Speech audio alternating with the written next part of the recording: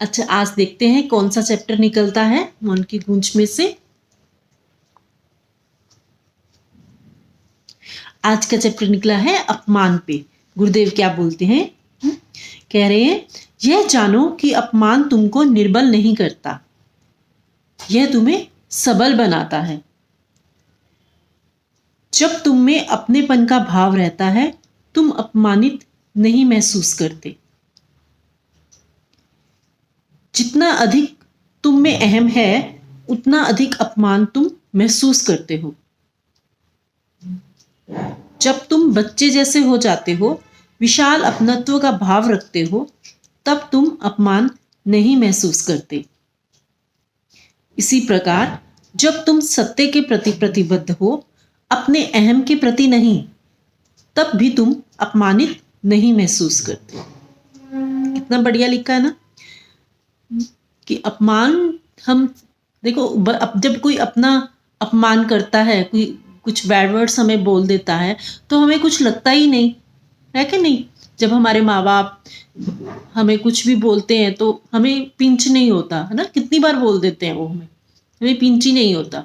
और कई बार और ऐसा कभी बच्चे हम माँ बाप को बोल देते हैं तो माँ बाप को पिंच नहीं होता है ना।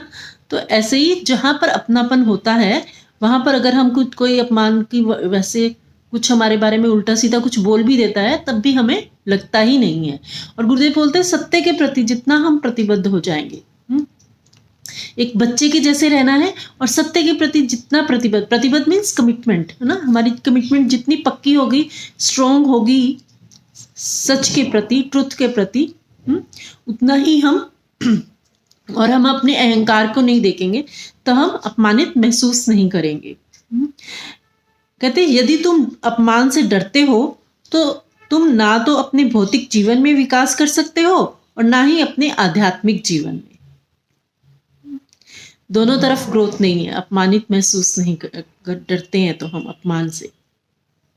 जब तुम अपमान से ऊपर उठ जाते हो, तुम सत्ता के करीब यानी ईश्वर के करीब हो जाते हो।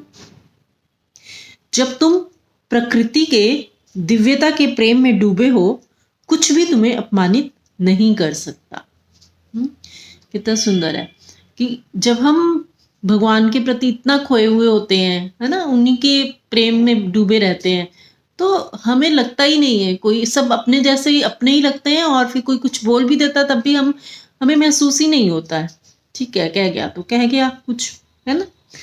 हम उसमें पॉजिटिव को पकड़ते हैं, नेगेटिव को हम छोड़ देते हैं। इसलिए अपमान से निकलने का उपाय है कि अपमानित हो जाओ, बच्चे जैसे हो जाओ, दीवाने हो जाओ, ईश्वर के प्रेम में डूब जाओ और बिल्कुल प्रतिबद्ध हो जाओ सत्य व ज्ञान के प्रति। कितना सुंदर है ये भी। अपमान से निकलने का क्या रास्ता क्या है? बस बच्चे बन जाओ, दीवाने बन जाओ, उस प्रेम में, प्रभु के प्रेम में इतना खो जाओ कि हमें लगे ही नहीं कि कोई हमारे लिए कुछ बैड वर्ड्स बोल भी जाए, तब भी हमें महसूस ही ना हो ना। और कहते हैं कि कमिटेड हो जाओ किसके प्रति? सत्य के प्रति और ज्ञान के प्रति। जय गुरुदेव।